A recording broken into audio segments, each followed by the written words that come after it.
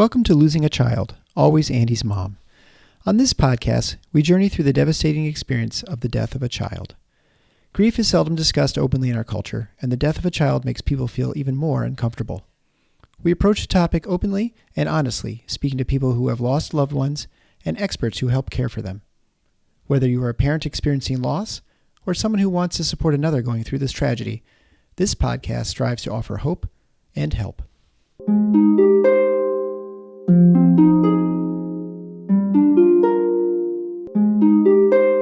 Well, thank you so much, Nancy, for coming on the Always Andy's Mom podcast and telling us about your daughter, Jessica. Well, thank you for having me. I am so excited to get to hear more about her and to talk to you about her in person, because actually I feel like I know quite a bit about her. So just to let my audience know, Nancy is a producer of the Bereaved But Still Me podcast, where the host, Michael, Liel's dad, was just on the program in January. So if you've all heard Michael and about that podcast, here is Nancy, one of the behind the scenes people in the podcast. And I just recently learned that she was the first episode for season 1, season 2, and season 3, which makes me feel exceptionally honored because I was the first guest for season 6. So now I feel like, wow, because I had a lot to live up to because she opened 3 different episodes. So if you want to hear more about Nancy and Jessica's story, you can go to Bereaved But Still Me and listen to those 3 episodes. But I encourage you to listen anyway, because they do some really amazing work. Well, thank you. What's another interesting thing, I think, is that Michael, whom I just love, I just felt such a kinship to him, says when he talks about you, he said it on the podcast, he thanked you because when Liel died, you were the one he turned to. And he felt like you helped him through that process more than he could ever thank you for. So I think that's saying a lot about you and the amazing person that you are. So I just can't wait to hear more from you. Yeah, I love Michael too. We've been friends for over 20 years, and it was a privilege to be there for him. It was just over 2 years after Jessica had passed away. And, I love to offer support wherever I can. That's living in the hospital. Actually, I realized that there wasn't a whole lot I could do except to comfort my daughter through all of her illnesses and procedures and surgeries. Mm-hmm. But to talk to other moms and offer them hope and support, that made me feel good. That made me feel like I was actually doing something positive with that time that we spent there. So that's something that I really enjoy doing. Yeah. And I know you have continued to help that congenital heart disease community, as well as now the bereaved parent community. So you've done some amazing things, and we will get to that later. But now we need to talk about your sweet Jessica.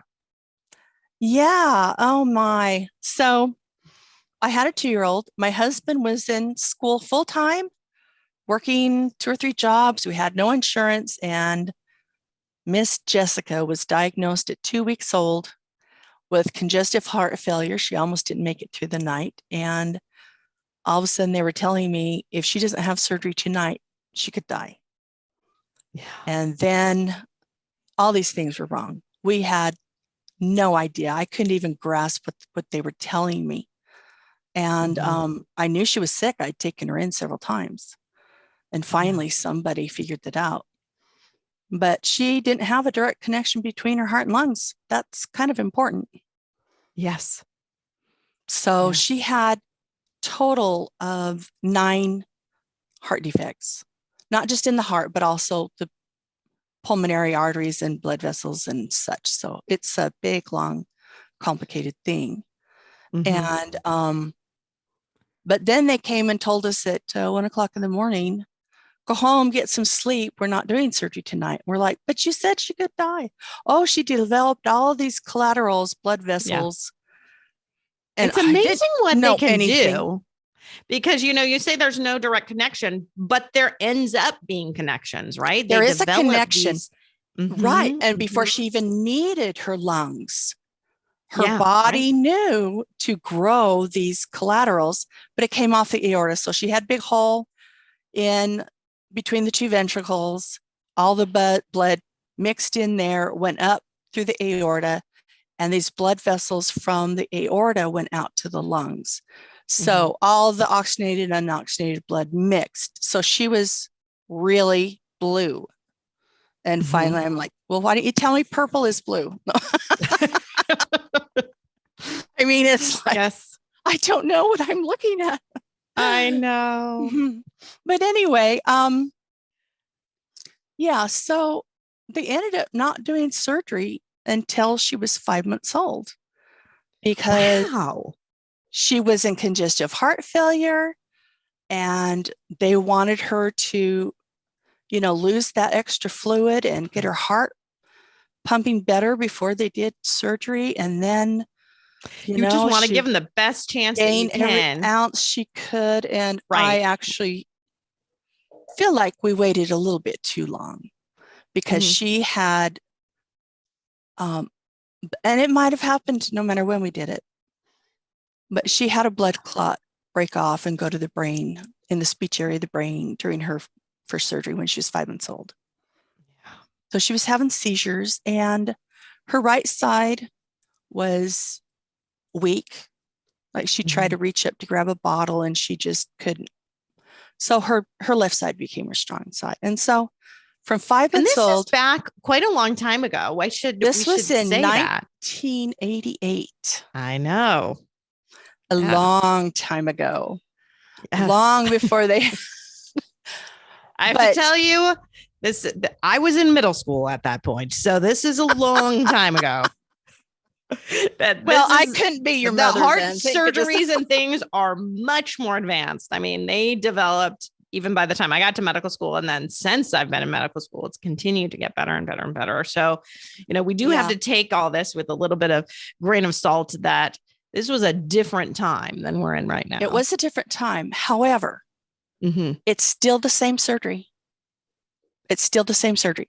They might have developed better techniques. Yes. But they still would have. And what they did is they put a shunt between the aorta and the pulmonary artery. Up until then, the pulmonary artery had no blood going through it at all. So, and because of that, it was extremely narrow all the way through. Then later, they did another test and they found out that the pulmonary artery only branched out to 1/3 of each lung. So those collaterals were extremely important because you need to function at least one full lung, and she didn't even have that. Right. From the branches from the pulmonary artery. And the shunt was to force blood through there to make it open up. So then we did therapy, either at home or went somewhere. And when she got a little older, she was having a really difficult time trying to form words. Yeah. And so we taught her sign language. So of course I had to learn sign language. And here this poor baby is 1 year old, trying to communicate, trying to form fingers with hands that have had a stroke, that don't have enough oxygen getting to the brain. Right. So she had her own sign. And I swear she was like Helen Keller. Her very first sign was baby. Okay. Oh. She could hear, so she could understand us. Her very first sign was baby, and she had a baby doll that she absolutely loved. And she picked it up and hugged it and put it down and signed baby. And we said, yes. And she was so excited. She hugged it. And then she wanted to know what mommy is. Very next thing, but mommy. So we taught her mom, and she picked that up and she hugged me. And then she started grabbing things. She wanted to know, what's this? What's this? What's this? What's this? And wow. If I didn't know and I didn't have it in a book, well, she made it up and that's what it was. By the time she was 2, she could sign over 80 words. Wow. That's awesome. Incredible. You don't even have to have 80 verbal words as a 2-year-old to be considered normal. You know, you don't even have to be able to speak 80 words. Right. So right. for her to be able to sign 80 words is amazing. The speech pathologist and I sat down and we started writing down all the words that she could sign. Wow. And we couldn't believe it was over 80 words. And so she was extremely impressive. And tenacious. Sorry, I didn't mean to hit my microphone. And if there was a word that she couldn't say, and she knew she didn't have the right sound, she'd say it again and again and again and again and again and again and again, just that fast. And I have to say, Jessie, calm down. She's getting blue because she's talking so fast, you know. And she got it. And then, of course, when she started talking, we couldn't make her shut up. Man, she would talk and talk and talk and talk. Yeah. So she just was slow to get it. And it took a lot of effort to do it. But once she got it, to actually form the words right, to get the tongue to move right, to get all that. And once she got it, man. And one time I asked her, Jessie, why do you talk so much? She goes, because it's what I do best, right, Mommy? And I'm like, yeah, it is what you do best. That's true. And I just keep thinking, you know, from scriptures, boy, this is an example of God making our weaknesses our strength. Right. You know? Absolutely. I mean, you thought for a time that she may never speak. Oh, that's what they told us. Yeah. That because of how hard it was for her to learn to talk, she probably would not. Right. And or if she did, it would be difficult to understand. Maybe you would be the only one to understand her. And then that ended up not being the case at all. Not the case at all. That's right. And well, I want you to move on a little bit to the second surgery, because I think so a lot of times when you have kids like this, they need series of surgeries, and that's right. And you know that from the beginning. So you know you're going to be doing one, tell us that. And then you have to do another, and then it's planned out. So, but the second surgery was a big deal for Jessie. Well, first let me explain. In the very beginning, they told us she's going to have multiple surgeries, and we may get to a point where there's not anything else we can do. So I always knew she will probably really be sick, and I always had the feeling she's probably going to go before me. Right. But the second surgery, what had happened is she had outgrown her shunt, and she was getting more and more blue, and short of breath, and so all they did was replace the shunt that was there before. So it wasn't even the next step in a series. It was, well, we need to replace the shunt, and we need that pulmonary artery to grow, or we can't do complete repair. And so, let me take a sip of water.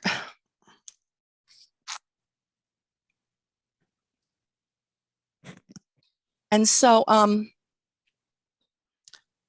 they took her into surgery, and what we didn't know, but what the surgeon told us later, is that they knew that the shunt was extremely close to her sternum. And when they cut the sternum, they cut the shunt. So all that blood was hemorrhaging outward. It took them 7 to 8 minutes to get her on bypass. And it took hours and hours and hours to stop the bleeding. She had excessive scar tissue, and all of that started hemorrhaging. And when they finally brought her up, they told us, and here again, it's in the middle of the night, they told us, go home and get some rest. It's going to take several hours for them to clean her up enough to where you can see her. Wow. Yeah. So even a couple of months later, there was a lady in our church who was on the surgeon's staff. And she says they are still talking about how she should have died during that surgery. Yeah. Well, over the next several days, unfortunately, she started having seizures. And then 4 days after surgery, we got a phone call that they found an infection in her blood that had the potential to make all her cells leak, and she may not survive that. But hopefully they caught in time. And then another phone call saying she started hemorrhaging again. She's lost 1/3 of her blood volume in the last 4 hours. You need to come and spend her last hours with her. Wow. Because if we do surgery, she probably won't make it.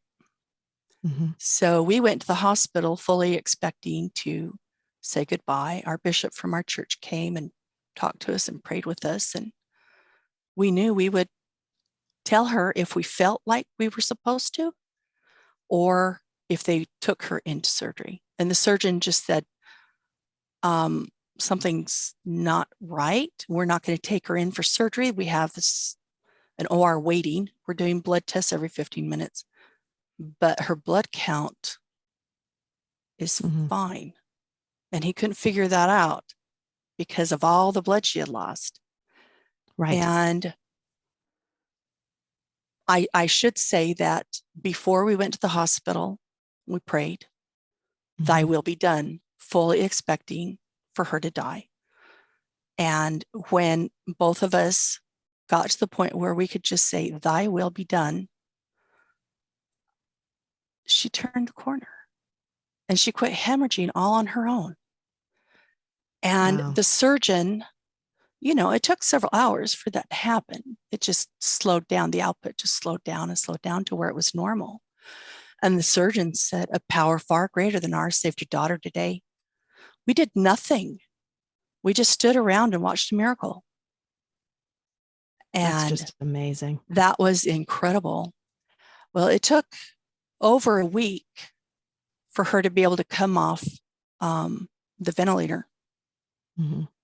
And then it was and I actually should say my she was husband. Almost 3 years old at that point. I don't think we mentioned that. Oh, but yes. Sorry about that. Yeah, she had turned 3. She had just turned 3. Or just turned 3, right? Yeah, she just turned 3, and was a chatterbox at that point. Right. Was walking and stuff, So then,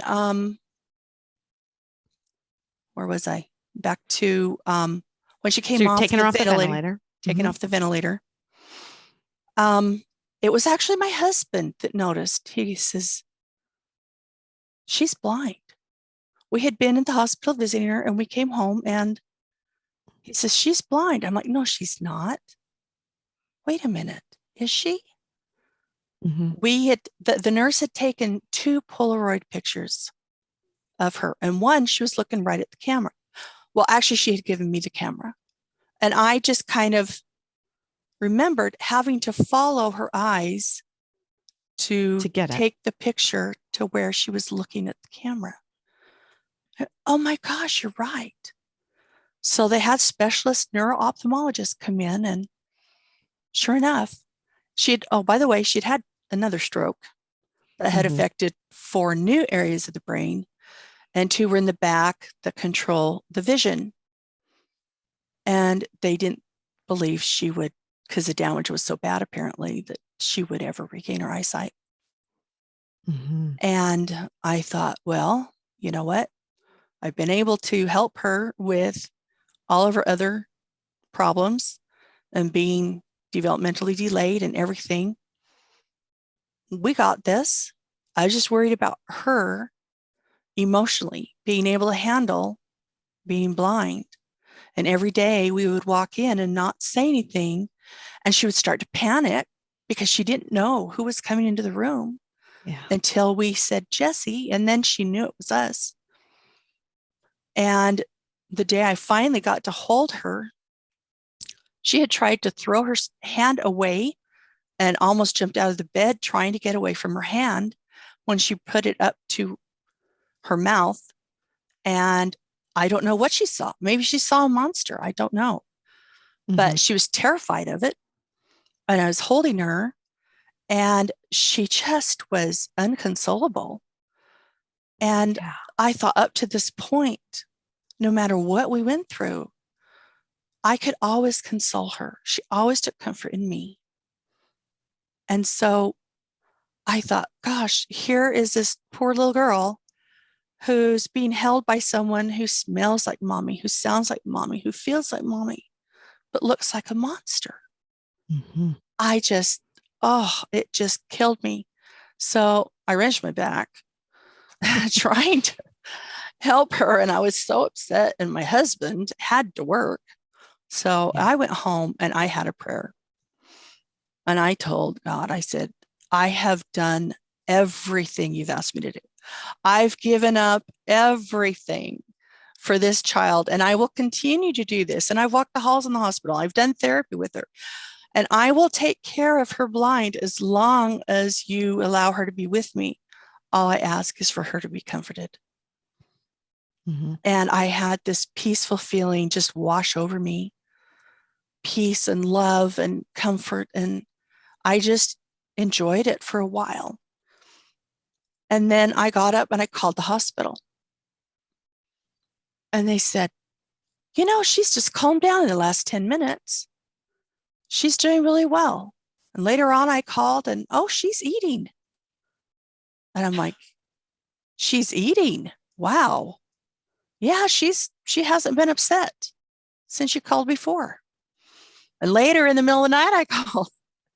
Oh, she's doing so well. They're talking about moving her out of ICU, out on the floor. And I'm like, no, she gets more care in ICU. No.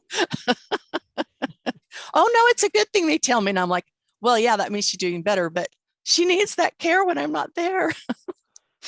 So the next day, sure enough, they were moving her into a room, and it was a double bedroom. She was alone, but she was in the second bed.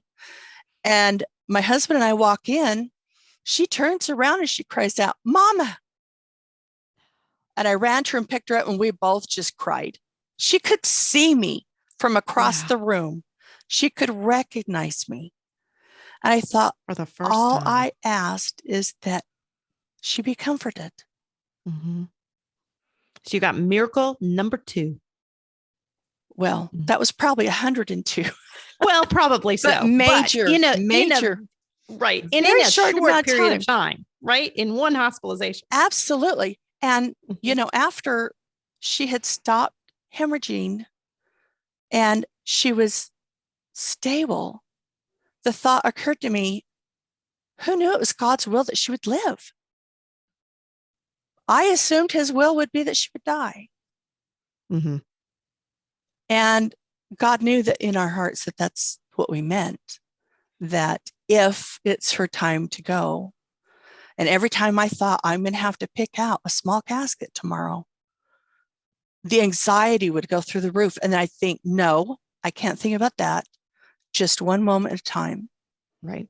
And I'd pray and I'd feel that comfort. Oh, I still had anxiety, but I knew that God would help me through it. Mm-hmm. And she regained everything that she had lost.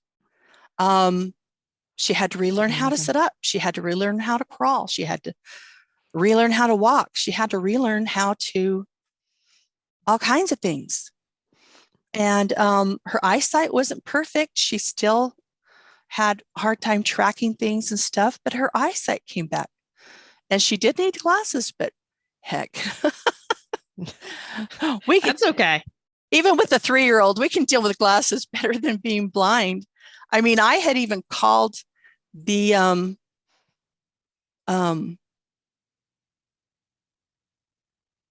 ASDB, which is the Arizona School for the Deaf and Blind, Oh, to find out what resources they had to offer. Because I was determined, I'm going to take care of this baby girl however I can. Mm-hmm. And that little girl, she was so tenacious and so sweet and lovable. Let's talk about that a little bit. And I want to talk about her personality. Oh my gosh. I want to talk about her personality and what she was like then. Oh, man. So, very stubborn, tenacious. And and a little later we'll talk about it, but I ended up having 3 boys and 1 girl. Mm-hmm. And since she didn't have much control over her life, we let her have control over her room, which was a pigsty. which the door would get slammed, which we could hear when a brother would go in, get out of my room. But she just kind of, when she finally reached the stage of like 6, 7, 8-year-old, she stayed there for the rest of her life until she was 22. Her kind of maturity level. Yep. Yeah. So she was cognitively delayed, and the 2 strokes didn't help. Oh, and she had DeGeorge syndrome. Okay. Yeah. We that found goes out with later multiple through a heart genetic things, study, but yeah, it can. And, so she stayed at that level, and her younger brothers, there was one 5 years younger and one 7 years younger than her. And they all just kind of caught up to her level and then surpassed her level. But they would play with what they called GI Joes, because the little boys had the little GI Joes, and I would buy her the little dolls that were about the same size, and her daddy made a doll house for her, and they would get their GI Joes, as they said in the beginning, out, and they would play together at bedtime. They'd start getting along playing at bedtime, and then mom didn't want to send them to bed because they were getting along. But so sweet. No, she was so sweet. When I would go to her IEP meetings with their school, and I'd ask, is she real stubborn? Is she, does she throw a temper tantrum or anything? They're like, are we talking about the same girl? She is so sweet, and she was timid and shy. And, if anybody acted up, she just, it hurt her soul. Even at home. Oh, yeah, she could yell, but she didn't carry on, She would just yell and then it would be over. But if anybody yelled, it just hurt her soul. And so we had to learn how to resolve our issues very quickly. Or we'd have a blue child crying, getting bluer by the second. Yes. But she was very emotionally, I don't know, just very tenderhearted. And her anxiety and depression would peak at night, in the middle of the night. So I'd have to be up with her at night, late at night. But there was an example of her trying to help others. She wanted to help others so much. We went to this clinic for dental care that was for children with congenital issues. So, whatever issues they were born with, and so a lot of them were cognitively delayed, or whatever they might have, different things. Anyway, so she got in the dental chair, and she had always been so terrified of anybody putting anything, especially those sharp instruments in the mouth. Oh, that's so scary. Well, she decided this one time, and she was probably only about 11 or 12. And of course, at the level of a 6, 7-year-old. And she got up there and she goes, Mommy, I'm going to open my mouth really big and wide. You're going to be so proud of me. And she did. And she let them look in there and stuff. And then, but there were 2 chairs in that same room. And they didn't do any procedures in that room. They just did the oral examination. And this other little girl, much younger than Jessica, was in the chair next to her. It was a few feet away. Sure. And her mom was with her. And Jessica says, oh, she's so cute, isn't she? Can I say hi? I said, sure, you should be able to say hi. So she goes, hi, and waves to her. And she waved back, was a little shy. And then she says, look, what a pretty dress. And she goes, and her mom's like, say thank you. And she barely whispers thank you. And then Jessica turns to me and she goes, Mommy, I helped, huh? I said, yes, you did. You helped her. And for days she would talk about, Mommy, I helped that little girl, didn't I? I said, yes, you did. You helped her. Oh, that's so sweet. She wanted to be the grown-up helper because she was She did. bigger. She Mhm. did. Speaking of which, I want to take a quick minute to tell about there is a organization here in Tucson called Tu Nidito, which means your little nest. Uh-huh. And it was founded by a woman whose son passed away. And they offer support for families with children with life-threatening illnesses. And they offer bereavement support for children and their families who have lost a loved one. So we Wow. were in that group, the chronic illness group, for 12 years. We were at the very first meeting that they ever had. And Jessica loved to go. Well, when she became a teenager, they separate the kids in the littles, the middles, and the teens. So she wanted to go with her brothers to the teen group. But then she came out and said, I don't understand what they're talking about. So they told her, hey, Jessica, you know what? How about you be a helper in the middles group? Oh, So yeah. she was so excited, Mommy, I'm a helper. Yeah. And so she went back to the middles group and she was a helper in the middles group. And she would talk about who she helped and stuff. Oh, what a sweetie. Yeah, she was. So let's go back to some of her medical issues then.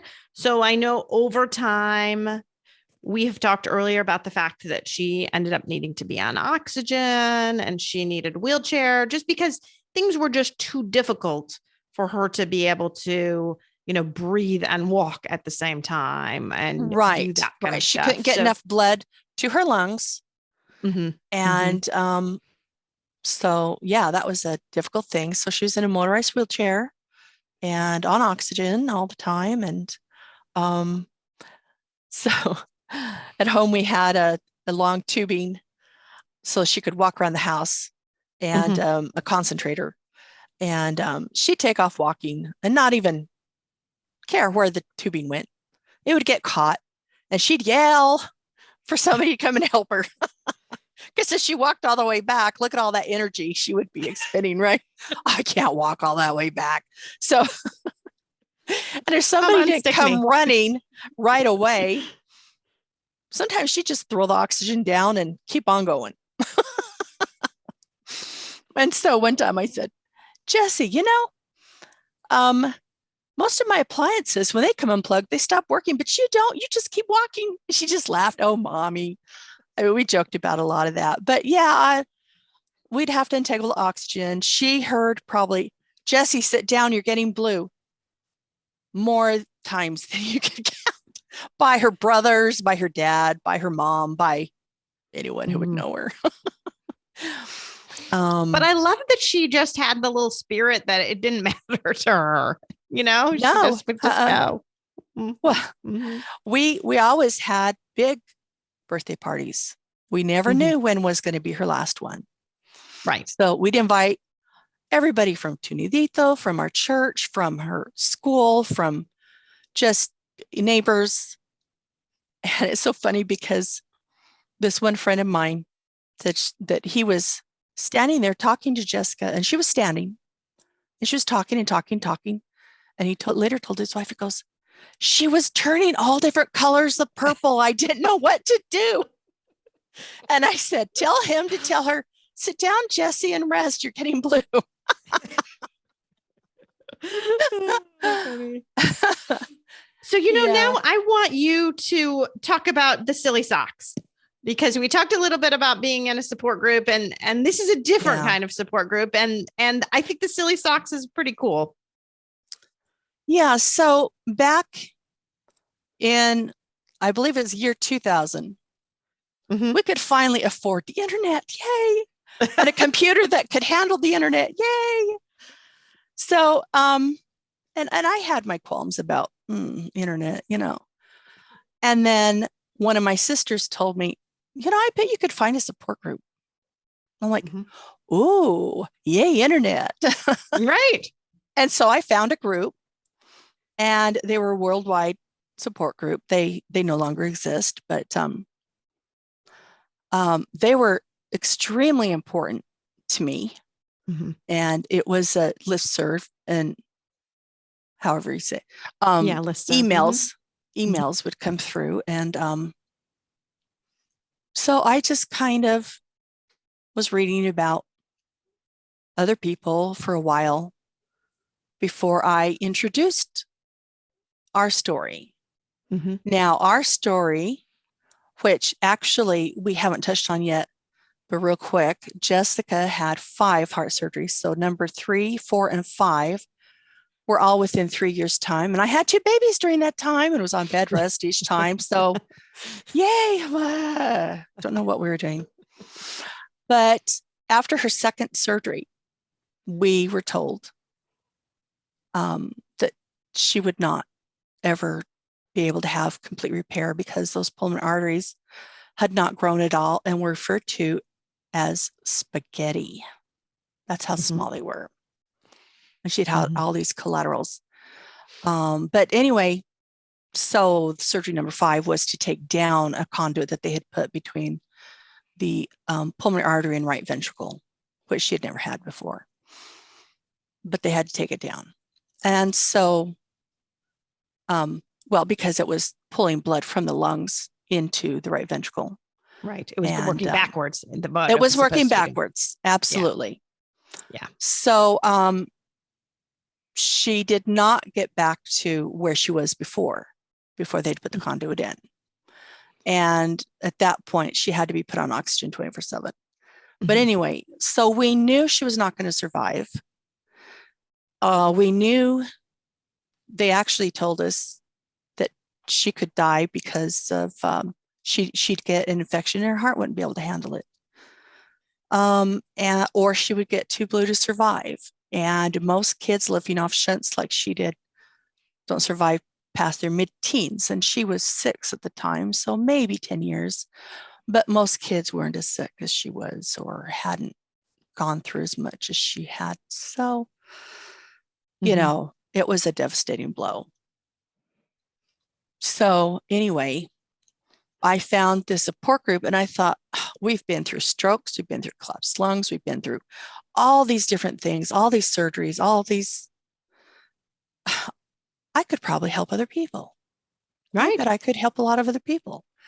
So I finally told our story, and I did say that she was terminally ill.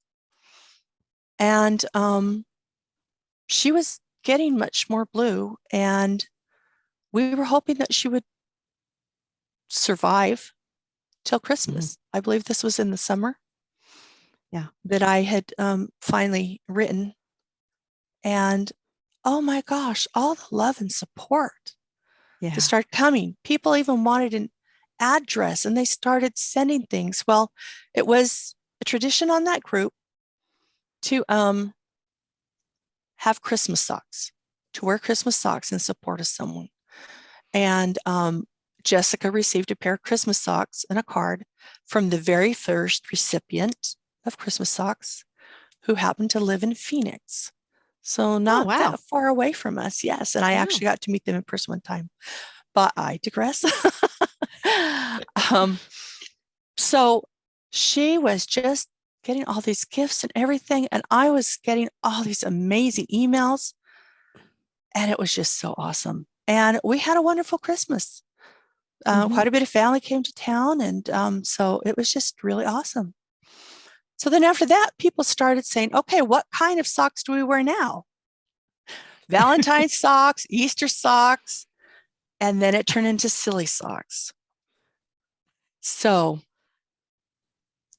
every time Jessica's health would take a nosedive, which it did frequently, and I let people know, well, let's pull out our silly socks for her. And a lot of the original people, including Christmas socks, whatever, polka dot socks, striped socks, whatever. I've even had pictures of people, white socks, drawing pictures on them. They would send us pictures of them. And so she'd pull through. And I know it wasn't just because of people are wearing silly socks, but no, but it feels when you it feel was that support. like a prayer, a visual prayer. I had someone even email me and say, do you think that they would sell Christmas socks to a Jewish lady? And I've seen people, well, can I wear Hanukkah socks? And I'm like, of course. And so every time Jessica got sick, though, oh my gosh, is this going to be it? And we'd have to try to emotionally and mentally prepare. And our kids were starting to get older. I always assumed that my kids would be young when she died, so I'd be super busy taking care of them. And I'm not saying I wanted her to die young. I just never expected her to reach 22 years of age. Yeah. It was pretty awesome. Amazing. Except that the last 6 years of her life were really, really super difficult.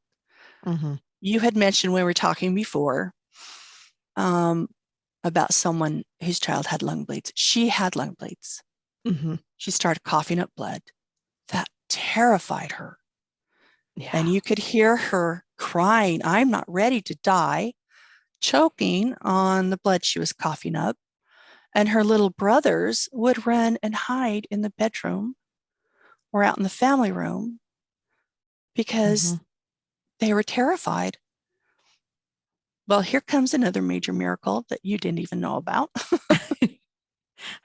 I think I did, because I think you said it on another podcast. Did I say it on one of the other podcasts? I did. So she was put in hospice because all those collaterals were bulging, bursting, waiting to burst and bleed. And so any one of them could be fatal because the coughing could cause more and more and more until she was just hemorrhaging. And so she was placed in a home hospice. And the hospice nurse came up with the idea of starting morphine therapy. So I had her come with me to Jessica's next pulmonary appointment. And the pulmonologist said, sure, we can try it. And the theory is that the morphine will cause the pulmonary arteries and pulmonary blood vessels to relax so they won't burst and bleed, maybe preventing 1 or 2 or more, hopefully, lung bleeds. Well, within 6 months, her lung bleeds had completely stopped, and she never had another lung bleed. And they kicked her out of hospice. Thanks for kicking us out. But I know. But anyway, so that was amazing. But by that point, her ischemia of the bowels was getting extremely painful. Right. Because you're just not getting enough blood there. Well, here's the deal. She had horrible arteries. Yeah. They had damaged the arteries in her groin from doing catheterizations, and she grew collaterals around them. Obviously, her pulmonary artery was really bad. Well, all 3 arteries that go to the gut were extremely narrow. And when you don't have enough blood getting to the gut, and there's not enough oxygen in the blood that actually gets there, for many years, the gut was becoming necrotic and dying. Yeah. And it's so painful. And her pediatrician had let her go because he was a pediatrician and he was getting older and he was caring for his aging father. And we just didn't get a very good primary care doctor. But the pediatric cardiologist, and I don't even know if we do yet, have an adult CHD doctor for congenital heart defects because it's so much different than acquired heart disease. So they followed her, and so did her pediatric GI doctor. And so, when we took her in, we kind of figured, 21 days is the most you can go without eating. And he warned us she could throw up blood, which she actually had once. And she would like have these attacks where she would have diarrhea and vomiting and really sick, and then it would pass, and then she'd go back. But anyway, so this little girl, as stubborn as she was, went 64 days only having ice chips and some soda pop. That's all. If we even tried a popsicle, she would throw it up. And so over time, she finally figured out that she was dying. And we have a picture of Jesus up on her wall. And she pointed at him and said, "I'm kind of mad at him." I said, "How come?" "Because I don't want to go yet. But I don't want Jesus to be sad that I'm mad at him."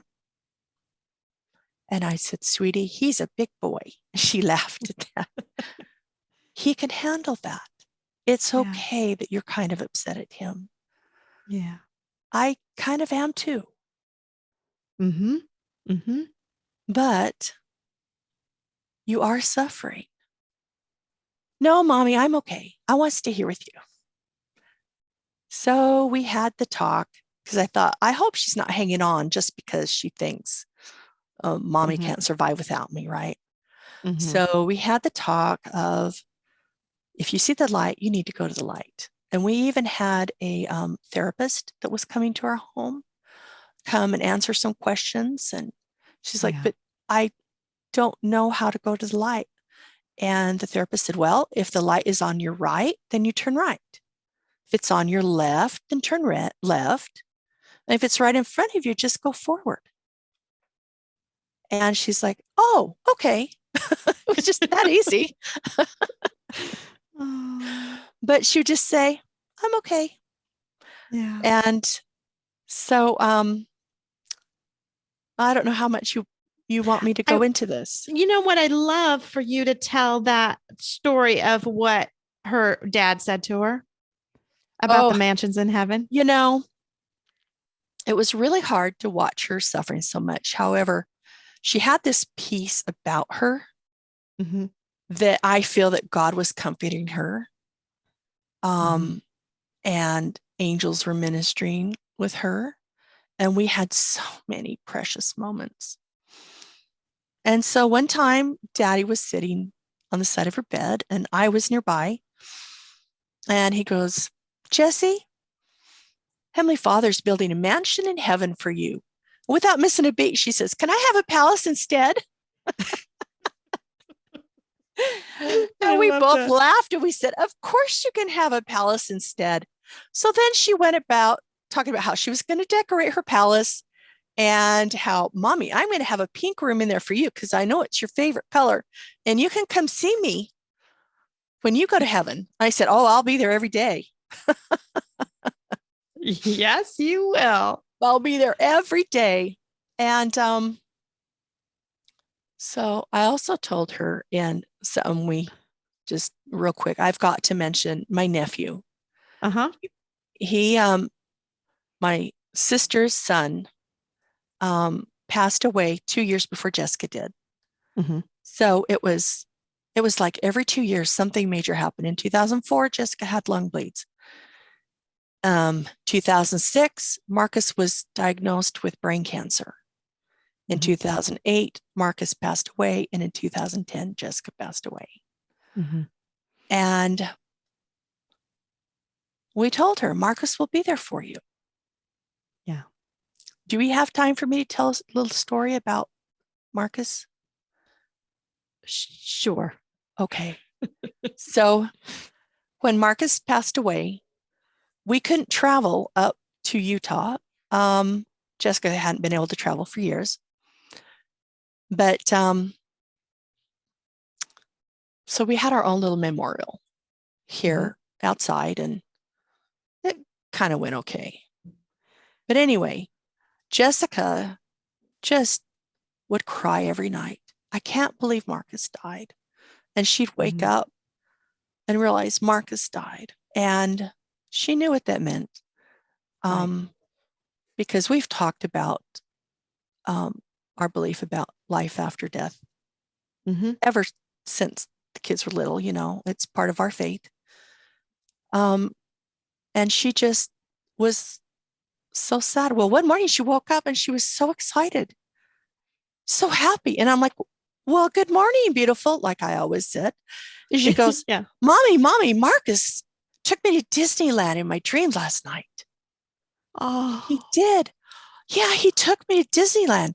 And we went on the highest roller coaster. And we put our arms up and we went, wee. Oh. I said, were you scared? No, Marcus was with me. I wasn't scared. Jessie, did you have your oxygen on?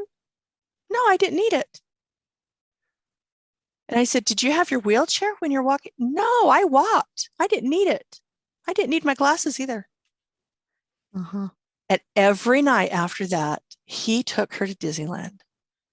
Oh. And so my sister and I talked about it, and she said, yep, he's helping her to feel safe, to get ready and be safe. And so we would tell her, Marcus takes you to Disneyland every night, and he will be in the light. Yeah. He will be the first person you see. And just go to him. He'll take good care of you. And so that was comforting. Yeah, that is comforting. That is comforting. And she said a couple other really cool things to you during that time. Yeah. So the first one I'm going to remind you is about the butterflies. Yes. So I'm like, okay, I'm not really even looking at that list I sent you. So about the butterflies. So one day I went in there and I would just go into her room and gently kiss her on the cheek or something, just because I could. And I knew there would be a day when I couldn't. And she would wake up and grab my head and kiss me too. Yeah. And so one day when I was doing that, she woke up and she goes, Mommy, I'm going to send you butterflies from heaven, okay? I was kind of taken aback and I'm like, well, sure, Jessie. I'll look for every single one. I will look for them. And oh my gosh, has she sent them to me? One day I was having a horrific day. Somebody had really, really hurt my feelings. Yeah. And I was driving in my car. Okay, it was a doctor. Was being a real jerk to me. But anyway, in my car, tears streaming down, and this butterfly comes up as if underneath the car, up over the hood, right in front of my sight and over the top of the car. Oh, wow. And I said out loud, Jessie, I see you. Thank you. You're here to comfort me. And I thought, after all those years of me comforting her and staying up all night with her and comforting her emotionally through the physical and the emotional stuff, she's here for me now. Yeah. She's watching out for you, Mama. Yep. She sends daddy butterflies. And my middle son told me, he goes, Mom, this was just a few months after Jessie died. He goes, Mom, I know that butterfly thing was between you and Jessica, but I've never seen more butterflies in my life than I have since she died. I said, of course, it's not just for me. It's for everybody. And I've made friends for everybody all around the world, that I even have friends in Australia say, every time I see a butterfly, I say, hi, Jessica. I think that's amazing. It is amazing. And one time my mom and sister and I went to take some flowers to Jessica's grave when my mom was in town. And a butterfly came flying by and my mom kind of gasped. She goes, oh, Jessica's here. And I said, of course she's here. We're here. Where else would she be? Where else would she be? Yeah. Yes. Oh, I love that. Yeah. Oh. So there are other ways that you feel Jessica around you? Yes. Yeah. I want to remind you, there was one other quote, unless you want to save it for I later. know. You want me to say it? Okay. Go ahead. Okay. Well, it was probably a day or two before she passed away. And by that point, and it was just so hard, we were praying for her to be released from her body. Yeah. Because I'm sorry, my kitty cat just found me. Did you hear her meow? No, I did not. Okay. So my ADHD. Anyway, you said a day or two Right, before a day or two before she passed away. She just kind of opened her eyes and she goes, "Oh, this is the life." And I'm thinking, child, you can't even hold your head up. How is this the life? But instead, in a cheery voice, like I would always try to talk to her, say, "What do you mean, Jessie?" She goes, "I have a family who loves me and they love me too." And she fell back asleep with a smile on her face. She knew she was loved. She knew what was most important.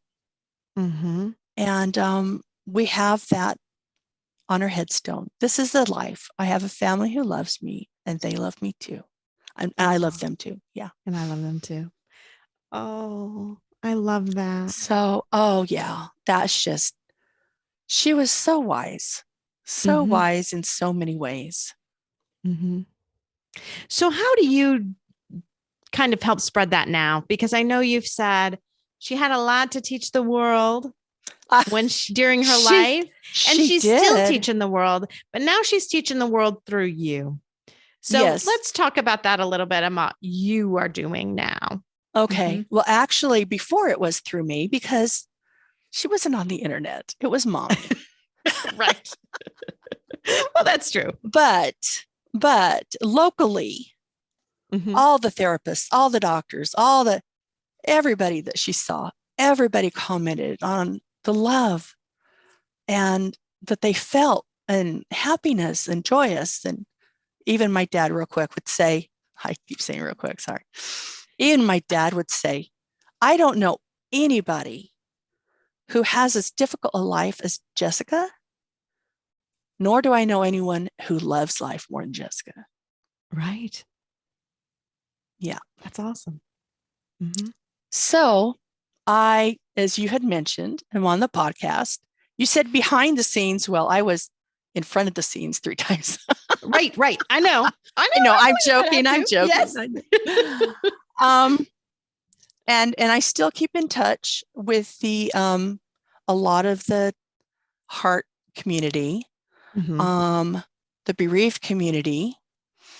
And I mean, I'm an artist. I do crafting. I put her everything. Yeah. I even have my own little jewelry business. And I have every single one of the butterfly charms that we put in lockets. I have all the butterflies. And I've been gifted so many butterflies. Somebody that knows me, they'll see a butterfly. "Oh, Nancy needs this," and they'll give it to me. It's so awesome. And for example, I had major surgery a few years ago, in 2015. And in the recovery room, there was a picture and there was a butterfly on it. And I asked them, "Do all the recovery rooms have butterflies?" "Oh, no, just this one." Yep. She's with me. She's with me. Of course she is. Of course she is. So I just, my sister was saying, the one whose son passed away, "Jessica wanted to be with you every second and every day." And she would. I'd leave to go grocery shopping or even just to run one little short errand. She would call me, "Mommy, I need you." And I'm like, "Your home health aide is there. Daddy's there." Somebody's there. You don't really, honey. She needed me 24/7. And so my sister said, "Where else would she be? Right. Than with you?" When I went I love going to the craft stores. And when she was healthy enough, occasionally I would take her. And of course, I'd have to load the wheelchair, the oxygen, and all the whole shebang. And she'd love looking at all these different things, and she could choose something. Or if I'd go out, she'd say, Mommy, bring me a surprise.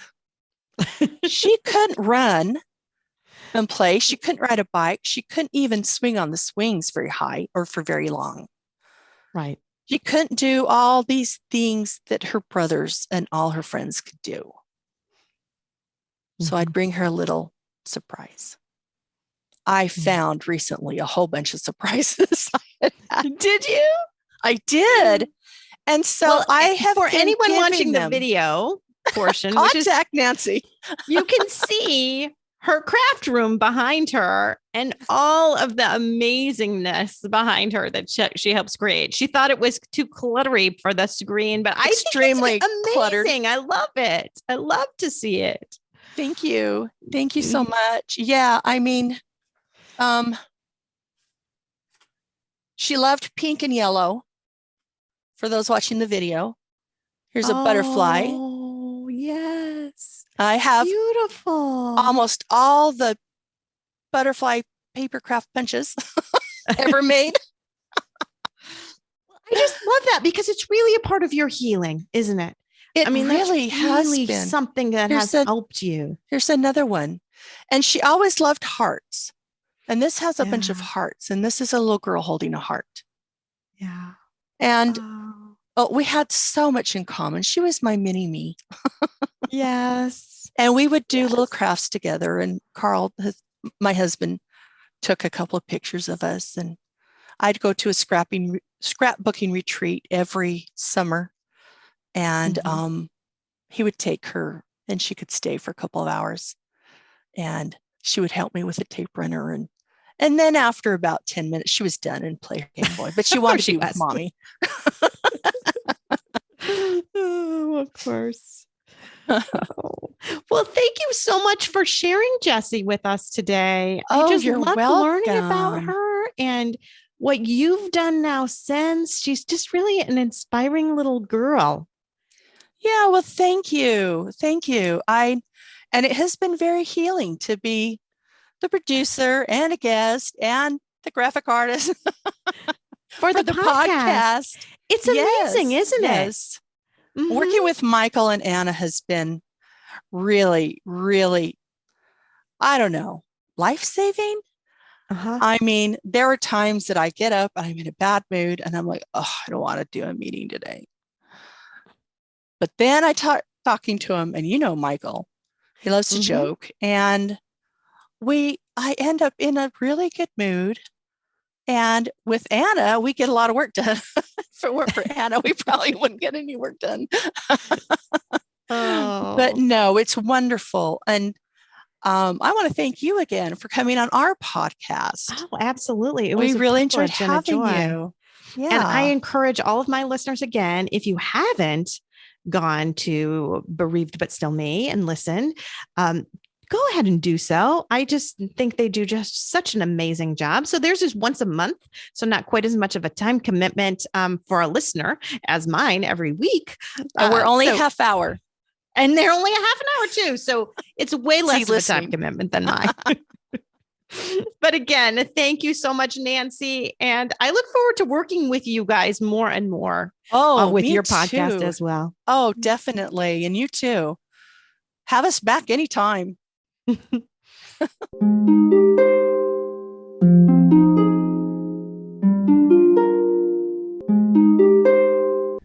Thanks for listening to Losing a Child, Always Andy's Mom. Please subscribe to the show on your favorite podcast player. We are always looking for new show ideas. If you'd like to be a guest, know someone who'd be a great guest, or have a show idea, please email us at marcy@andysmom.com. Be sure to visit the webpage, andysmom.com, for more content, including Marcy's blog. There you can also sign up to receive updates via email. Together, let's work to inspire hope, one day at a time.